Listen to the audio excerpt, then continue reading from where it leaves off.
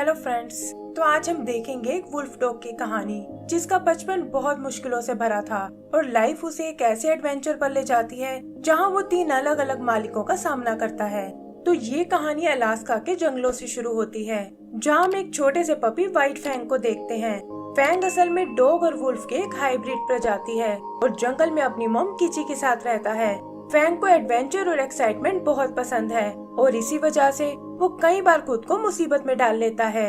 लेकिन फिलहाल उसके पास किची जैसी मॉम है जो अपने बेटे की बहुत केयर करती है और उसे सिखाती है कि जंगल में अकेले कैसे सरवाइव किया जाता है। एक दिन उनका सामना कुछ दूसरे वुल्फ से होता है और किची तुरंत फैंग को लेकर छुप जाती है क्योंकि वो जानती है कि वो लोग उन्हें देखते ही मार डालेंगे। जल्दी ही वहाँ स्नोफॉल होना शुरू हो जाता है और वो दोनों वापस अपनी केव में आ जाते हैं। लेकिन वो नहीं जानते थे कि एक बॉब कैट वहाँ उनकी वेट कर रहा है और वो अचानक से किची पर अटैक कर देता है। फैंग भी छुपकर उनकी लड़ाई देखता है और तभी उस बॉब कैट की नजर उस पर पड़ती है। वो फैंग को अपना शिकार बनाने की सोचता है पर किची बीच में आकर उसे मार डालती है और इसी चक्कर में खुद भी बुरी तरह घायल हो जाती है। अब वो शिकार नहीं कर सकती थी और उसकी लाचारी समझकर फैंग उसके लिए कुछ बेरीज तोड़कर लाता है। शाम को वो अपने लिए और खाना ढूंढने जाते हैं और तभी उनकी नजर कुछ इंसानों पर पड़ती है जिनके पीछे वुल्फ्स का एक झुंड लगा हुआ है। पता चलता है कि ये ऑफिसर स्कॉट और उसका डिप्टी हैंक है जो जिम नाम के क्रिमिनल को ट्रांसपोर्ट कर रहे हैं। हैंक स्कॉट से उन वुल्फ को शूट करने को बोलता है लेकिन स्कॉट किसी निर्दोष जानवर को नहीं मारना चाहता और डरा कर उन्हें भगा देता है। रात को वो एक जगह कैंप लगा लेते हैं और हम देखते हैं कि किची और फैंग भी खाने की तलाश में वहीं आ गए हैं। एक्साइटेड फैंग जल्दी से उनके करीब जाना चाहता है लेकिन किची उसे दिखाती है कि वो वुल्फ का गैंग भी वहीं आया हुआ है। इधर जिम स्कॉट के नेचर का मजाक उड़ाता है और उसे वार्न करता है कि जल्दी ही मैं इस कैद से आजाद हो जाऊंगा और फिर तुम्हें मुझसे कोई नहीं बचा सकता। लेकिन स्कॉट को उसकी धमकी से कोई फर्क नहीं पड़ता। फिर हैंक अपने स्लेड डॉग्स को खाना देने जाता है और फैंग देखता है कि उसकी मॉम भी छुपकर उनके करीब चली गई है। हैंक भी उसे नोटिस करता है और उन्हें समझ नहीं आता कि आखिर ये घायल डॉग अकेले यहाँ क्या कर रही है। हैंक उसे उसकी तकलीफ से छुटकारा दिलाना चाहता है लेकिन वो देखते हैं कि उसके साथ उसका एक पपी भी है जो देखने में किसी वुल्फ के जैसा है। स्कॉट तरस खाकर उन्हें कुछ खाने को देता है और यहाँ फैंग की नजर उसकी चमकती हुई बेल्ट पर पड़ती है। फिर वो खाना लेकर वहाँ से चले जाते हैं लेकिन देखते हैं कि वुल्फ उनके पीछे लगे हुए हैं। तब किची उस खाने को दूर उछाल देती है और उनका ध्यान भटकते ही वो वहाँ से गायब हो जाते हैं। फैंग की हालत देखकर किची को बहुत दुख होता है लेकिन वो जानती है कि इस वक्त वो उसके लिए कुछ नहीं कर सकती और रात को उन्हें भूखे पेट सोना पड़ता है। सुबह उन्हें नेटिव इंडियंस का एक कबीला दिखाई देता है जहाँ एक लेडी अपने डॉग्स को खाना दे रही है और ये दोनों भी उन्हीं की ओर बढ़ने लगते हैं। वुल्फ समझकर एक आदमी उन्हें शूट करने की सोचता है लेकिन कबीले का लीडर ग्रे उसे रोक लेता है और कहता है कि ये तो मेरी खोई हुई डॉग किची है जो अपने टाइम की सबसे तेज स्लेड डॉग थी। उसके आदमी को लगता है कि घायल होने की वजह से वो किसी काम की नहीं है लेकिन ग्रे को किची पर बहुत भरोसा होता है। तभी उनकी नजर फैंग पर पड़ती है और ग्रे कहता है कि ये एक दिन दुनिया का सबसे अच्छा स्लेड डॉग बनेगा। रात को फैंग इस कैद से भागने की कोशिश करता है लेकिन अपनी माँ को छोड़कर नहीं जा पाता और अपना इरादा बदल लेता है। इधर ग्रे एक बार फिर किची को ट्रेनिंग देने लगता है और फैंग भी ये देखकर उसे कॉपी करने की कोशिश करता है। फिर देखते ही देखते वो बड़ा हो जाता है और उधर किची भी एक बार फिर स्लेड डॉग्स को लीड करने लगती है। फिर एक दिन हैंक ग्रे से मिलने उसके कबीले में आता है और बताता है कि लोग आसपास के इलाके से गोल्ड माइन कर रहे हैं और इसीलिए मेयर इस जगह को बेचना चाहता है। ग्रे ये सुनकर परेशान हो जाता है क्योंकि अगर वो इससे भी ऊपर की ओर गए तो वहाँ उन्हें खाने पीने का कोई साधन नहीं मिलेगा। वो उसे इस जगह का प्राइस पूछता है और हैंक बताता है कि मेयर ने इसकी कीमत $450 लगाई है। ये सुनकर ग्रे इस जगह को खरीदने का प्लान करता है और कहता है कि हमारे लोग बहुत अच्छे ग्लव्स बनाते हैं और उन्हें बेचकर मैं मेयर को पूरे $500 दूंगा। हैंक भी ये सुनकर हैरान रह जाता है लेकिन उससे प्रॉमिस करता है कि वो मेयर को इस डील के लिए जरूर मना लेगा। फिर ग्रे अपने लोगों से फर इकट्ठा करने को कहता है और बताता है कि अपना घर बचाने के लिए उन्हें बहुत मेहनत करनी होगी। फिर वो किची और बाकी डॉग्स के साथ फर इकट्ठा करने जाता है और देखता है कि फैंग भी उनके साथ आ रहा है। रात को उससे मिलने एक विलियम नाम का आदमी आता है और कहता है कि तुम हमारे इलाके में शिकार नहीं कर सकते। ग्रे उसे अपनी प्रॉब्लम समझाता है और वो दोनों इसका कोई सोल्यूशन ढूंढने लगते हैं। सुबह पता चलता है कि विलियम इसके बदले किची को पाना चाहता है और ग्रे के पास उसकी बात मानने के अलावा कोई चारा नहीं होता। फैंग भी अपनी माँ के पीछे उसके साथ जाने लगता है, लेकिन वो गुस्से में उसे भगा देती है और ऐसा लगता है जैसे वो उसे अपने साथ नहीं ले जाना चाहती। ये देखकर फैंग उदास हो जाता है और तब ग्रे उसे समझाता है कि अब तुम बड़े हो गए हो और तुम्हें अपनी माँ की शैडो से बाहर निकलना होगा। फैंग उदास होकर वहीं बैठ जाता है और देखता है कि स्लैट डॉग्स उसे देखकर एग्रेसिव हो रहे हैं।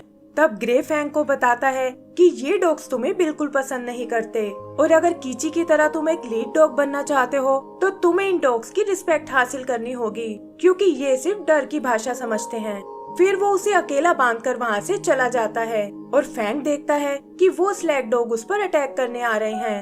वो उनसे बचने की कोशिश करने लगता है और ग्रे देखता है कि अचानक से उनकी आवाजें आनी बंद हो गई हैं। तभी वो डॉग्स भागते हुए वापस आ जाते हैं, जो बहुत ही डरे और सहमे हुए हैं, और ग्रे समझ जाता है कि फैंग ने खुद को साबित कर दिया है। आगे हम उसे स्लैट को लीड करते हुए देखते हैं और ग्रे फर लेकर वापस कबीले की ओर जाने लगता है। वहाँ वो फर से ढेर सारे ग्लव्स बनाते हैं और ग्रे फैंग को लेकर उन्हें बेचने निकल पड़ता है।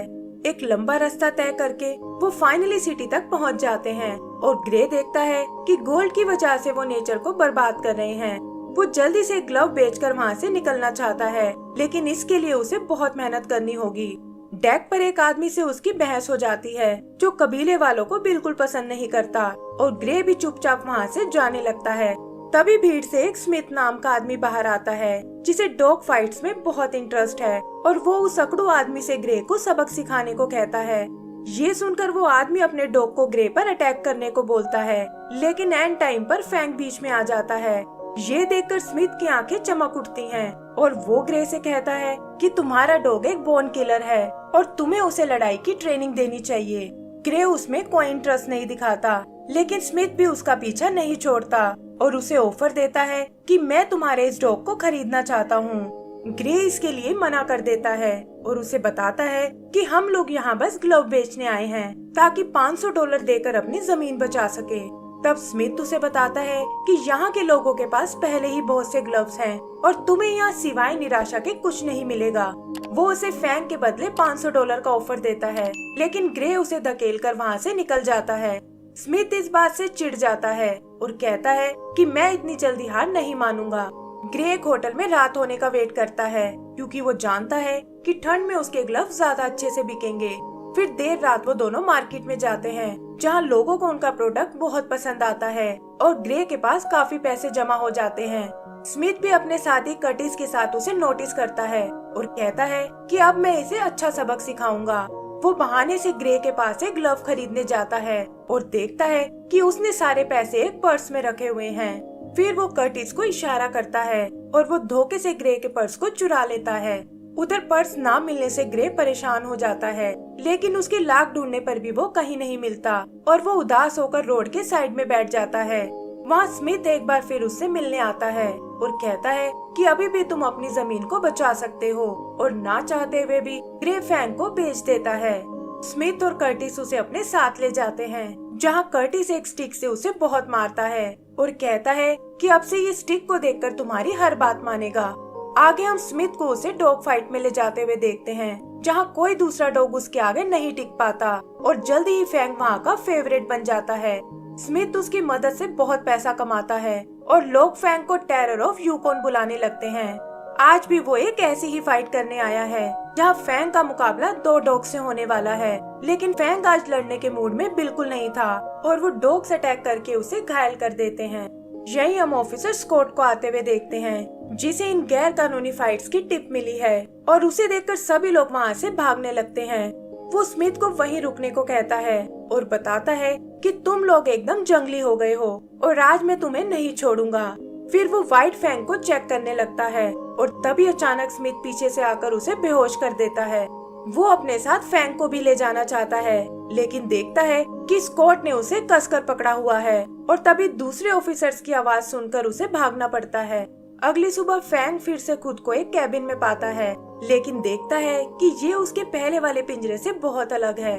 बाहर उसे एक लेडी दिखाई देती है जो असल में स्कॉट की वाइफ मैगी है, और फैंग उसे देखकर वापस कैबिन में चला जाता है। फिर मैगी उसे कुछ खाने के लिए देती है और स्कॉट को बताती है कि ये कोई डॉग नहीं बल्कि एक वुल्फ है।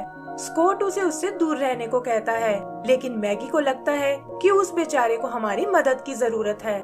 अगली सुबह वो उसे दोबारा खाना देने जाती है और फैंग भी समझ जाता है कि उसे इस लेडी से कोई खतरा नहीं है। फिर मैगी अपने गार्डन से एक पेड़ हटाने की कोशिश करती है और तभी वो देखती है कि फैंग सीधा उसी की ओर आ रहा है। ये देखकर वो डर जाती है, लेकिन पता चलता है कि फैंग तो पेड़ हटाने में उसकी मदद करने आया है। स्कॉट भी आवाज सुनकर बाहर चेक करने आता है, लेकिन देखता है कि फैंग उस पर गुर्रा रहा है। मैगी समझ जाती है कि ये सब स्कॉट की स्टिक की वजह से है और उसे नीचे रखते ही फैंग नॉर्मल हो जाता है। यहाँ फैंग स्कॉट की बेल्ट को नोटिस करता है और उसे याद आता है कि इसी आदमी ने जंगल में उनकी मदद की थी, और ये देखकर वो स्कॉट से कंफर्टेबल हो जाता है। जल्द ही उन दोनों में अच्छी दोस्ती हो जाती है, लेकिन वो नहीं जानते थे कि कर्टिस छुपकर ये सब देख रहा है। इधर आँख खुलने पर स्कॉट देखता है कि फैंग ने काफी सारे चिकन्स को मार डाला है, और मैगी समझ जाती है कि जरूर चिकन की फैंस कहीं से टूटी हुई है। वो फैंग को लेकर चिकन के केज तक जाती है और वहाँ बने होल को बंद कर देती है। फिर वो फैंग को केज के अंदर ले जाती है और कहती है कि हम सब लोग यहाँ मिलकर रहते हैं और तुम्हें भी इन चिकन से दोस्ती करनी होगी। वो 1 घंटे बाद आने को कहकर वहाँ से चली जाती है, और इधर एक वुल्फ को देखकर उन चिकन्स की जान सूखने लगती है। स्कॉट को लगता है कि उसने बहुत बड़ी गलती कर दी है, लेकिन मैगी कहती है कि ये सब करना मेरी मजबूरी थी, क्योंकि जल्द ही हमारे बीच एक नया मेहमान आने वाला है। ये सुनकर स्कॉट बहुत खुश होता है और उसे बताता है कि मैंने भी अपनी जॉब से रिजाइन कर दिया है और अब हम मेरे भाई के पास कैलिफोर्निया जाने वाले हैं ताकि फार्मिंग करके अपनी लाइफ आसानी से गुजार सके। तभी मैगी को फैंग का ध्यान आता है, लेकिन वो देखते हैं कि चिकन अब उसके दोस्त बन गए हैं और उन्हें इस बात से बहुत खुशी होती है। उधर कर्टिस स्मिथ को फैंग के बारे में बताता है और वो प्लान करता है कि मैं स्कॉट को मारकर अपने डॉग को वापस ले आऊंगा। कर्टिस एक पुलिस वाले के पंगे में नहीं पड़ना चाहता, और तब स्मिथ उसे बताता है कि ये काम तुम नहीं बल्कि कोई और करने वाला है, और वो भी हमारी तरह स्कॉट से बहुत नफरत करता है। आगे हम उन्हें एक पुराने वेयर हाउस में देखते हैं और पता चलता है कि ये यहाँ उस क्रिमिनल जिम से मिलने आए हैं जिसे स्कॉट ने जेल पहुँचाया था। इधर स्कॉट और मैगी वहाँ से निकलने की तैयारी करते हैं और स्कॉट देखता है कि फैंग हमेशा की तरह सामने बनी हिल्स को देख रहा है। वो उसे भी अपने नए एडवेंचर के बारे में बताता है और कहता है कि तुम भी हमारे साथ वहाँ बहुत खुश रहोगे, लेकिन फैंग के मन में तो शायद कुछ और ही चल रहा था। फिर स्कॉट वहाँ से घर की ओर वापस जाने लगता है और तभी उसे सबक सिखाने जिम वहाँ आता है और कहता है कि आज मेरा बदला पूरा हो जाएगा। लेकिन इससे पहले कि वो स्कॉट को हिट कर पाए, फैंग वहाँ आकर उसे दबोच लेता है और जिम दर्द से चीखने लगता है।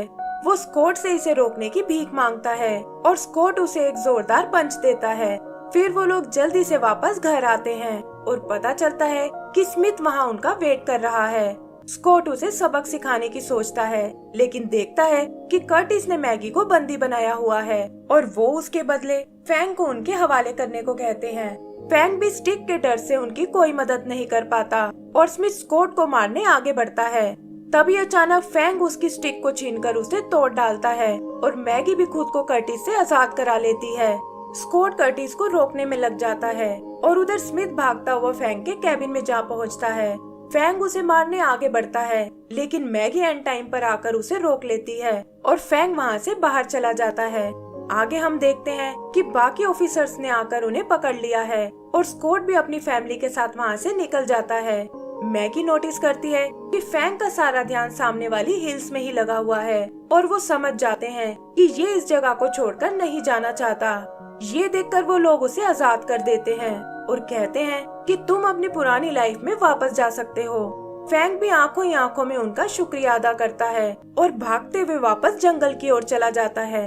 एक जगह आकर वो जोर से हाउल करता है, जिसकी आवाज उसके कबीले तक भी पहुंच जाती है और ग्रेस समझ जाता है कि फैंग अपने घर वापस आ रहा है। फिर हम विलियम और उसकी मॉम किची को देखते हैं और वो भी अपने बेटे की आवाज सुनकर खुश हो जाती है। एंड में फैंग वापस अपने लोगों की ओर निकल जाता है और इसी के साथ हमारी ये मूवी भी खत्म हो जाती है। तो दोस्तों, अगर आपको ये मूवी पसंद आई हो तो प्लीज हमें लाइक एंड सब्सक्राइब करना ना भूलें। Thank you.